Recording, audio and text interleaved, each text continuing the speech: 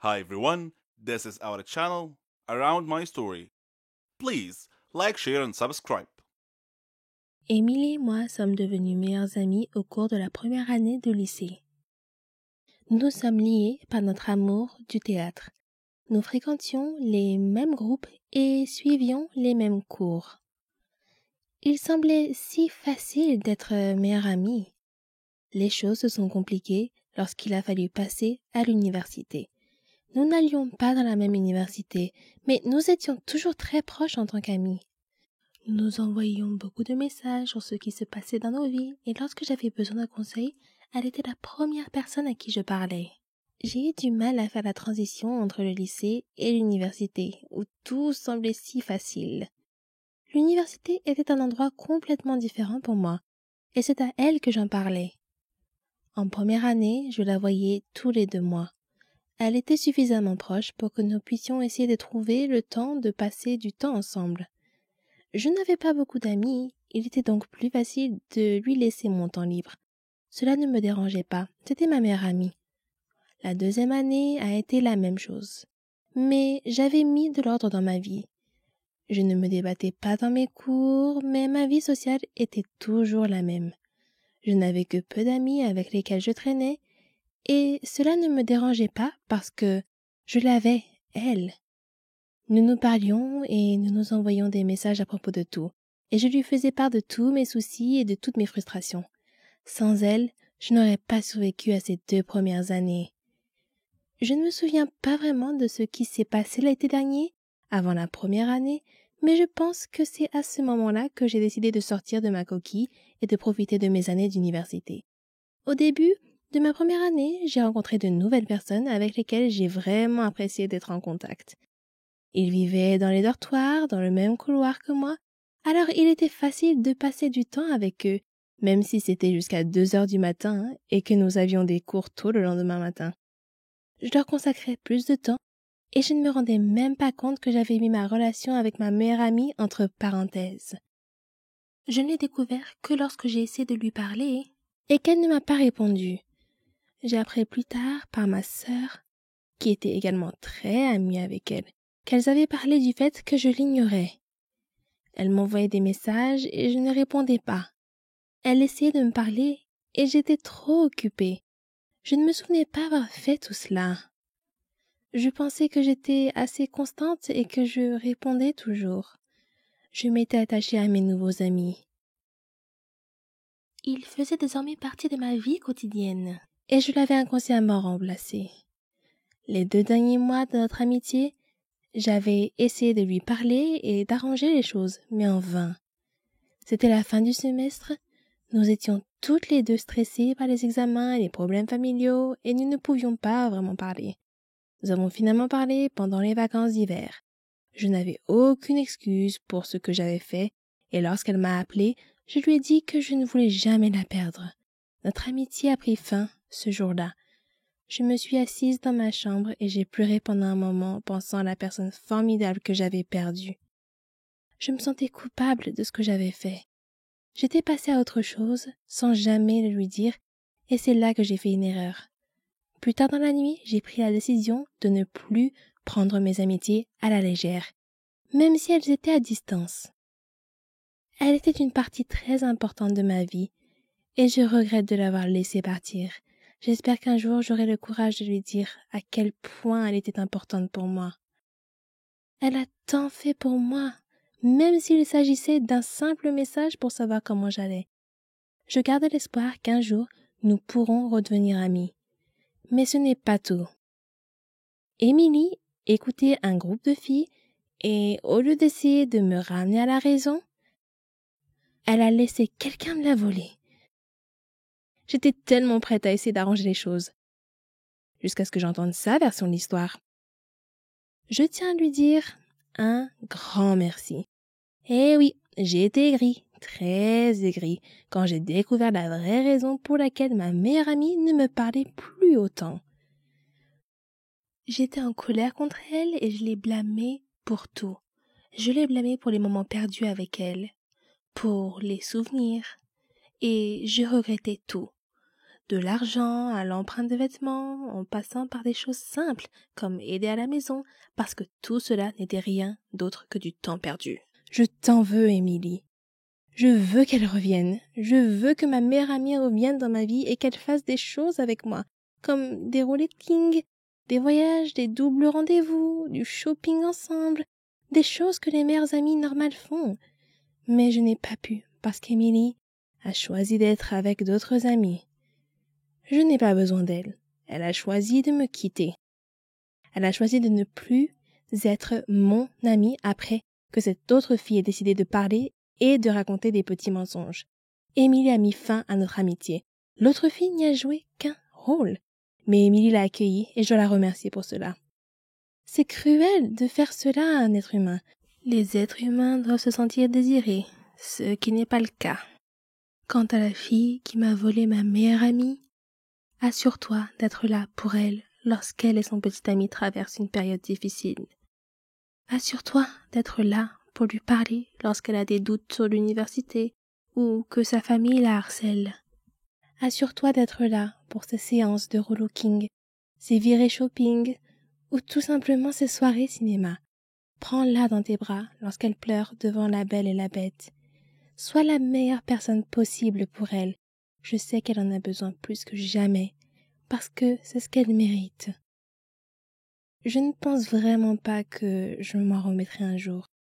Elle m'a quittée pour une raison stupide, pour quelque chose que tu as causé.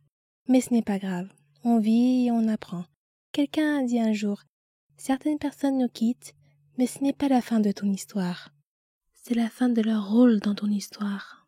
Je chérirai toujours notre amitié. Même si les choses n'étaient pas censées se passer ainsi. Votre meilleure amie l'est pour une raison. Et cela ne devrait pas se terminer de la même manière que pour moi.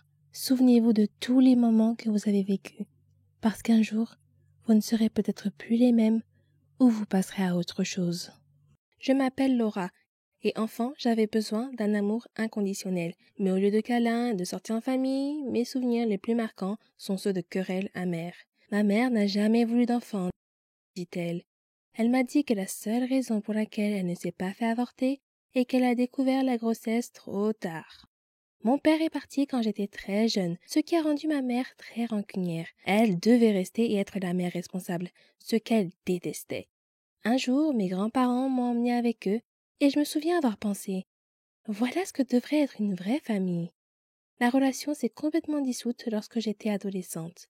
Le premier amour de maman a toujours été les hommes, et quand j'avais 15 ans, elle a déménagé en Afrique pour un petit ami sans me le dire. C'est quelque chose que je n'ai pas pu pardonner, d'autant plus qu'il n'y a jamais eu d'explication ou d'excuse. Elle m'a contactée depuis, mais toujours pour me demander de l'argent. C'est pourquoi j'ai pris la décision de couper les ponts avec elle. Je mets le comportement de ma mère sur le compte d'une éducation horrible, mais elle ne peut pas trouver les mêmes excuses pour son père. Mon père a eu une enfance charmante, mais il n'a aucune émotion ou empathie pour qui que ce soit. Cela fait 7 ans que nous ne parlons plus. Bien qu'elle soit proche des parents de son père et qu'il l'ait encouragée à réparer leur relation, elle n'en a tiré que de la souffrance. Après avoir quitté ma mère, il a fondé une nouvelle famille. J'ai eu beaucoup de mal à le supporter, alors qu'il avait fait si peu d'efforts avec moi. Les problèmes que j'ai eus avec ma mère et mon père ont gravement affecté ma santé mentale tout au long de ma vie. Aujourd'hui, je vois régulièrement un thérapeute qui m'aide à gérer mes émotions. Lorsque je me marierai l'année prochaine, aucun de mes parents ne sera invité. J'ai grandi en pensant que j'avais fait quelque chose de mal pour que mes parents ne veuillent pas de moi. Mon seul regret est de ne pas avoir dit à mon père à quel point je le détestais. Je ne déteste pas ma mère, j'ai juste pitié d'elle et j'aimerais qu'elle se rende compte de ce qu'elle a fait.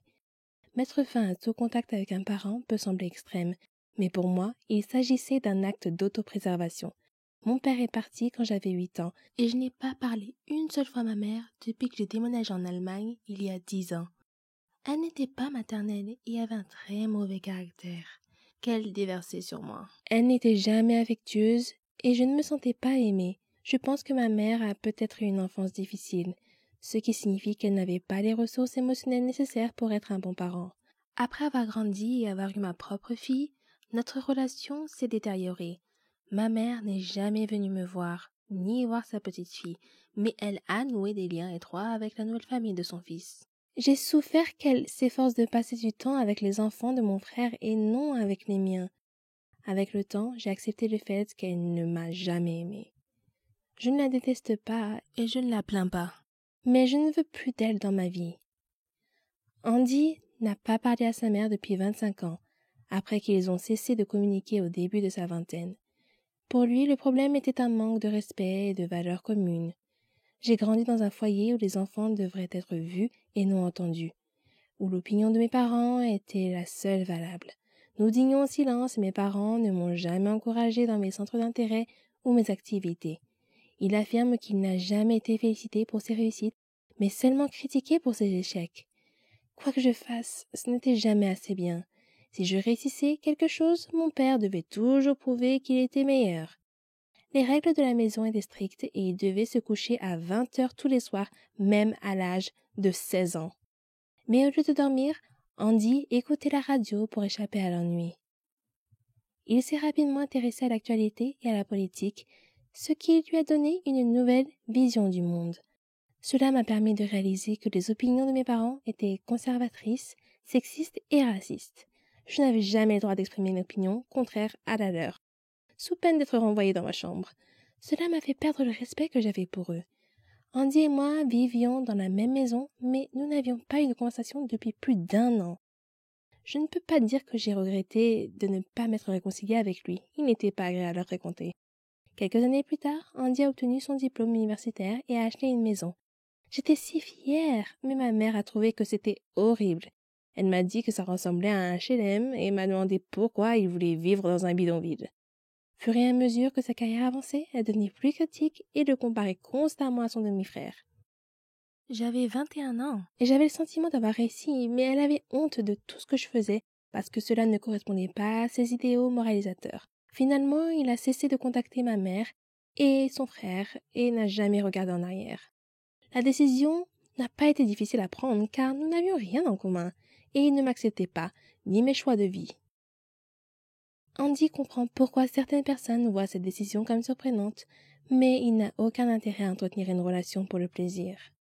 J'ai l'impression qu'il n'est pas bon de voir ses parents par devoir. Si tu n'as fait aucun effort pour construire une relation avec tes enfants, je ne pense pas que tu puisses t'attendre à ce qu'ils soient présents. Pour d'autres familles, la rupture est due au divorce des parents. C'est le cas de mon amie Hélène, qui a perdu le contact avec 2 de ses 4 enfants adultes cette année, après avoir mis fin à une relation émotionnellement abusive avec leur père. Depuis leur séparation en 2011, un long processus d'aliénation parentale s'est mis en place. Son fils ne lui a pas parlé depuis l'année dernière et sa fille cadette la fuit sur tous les fronts.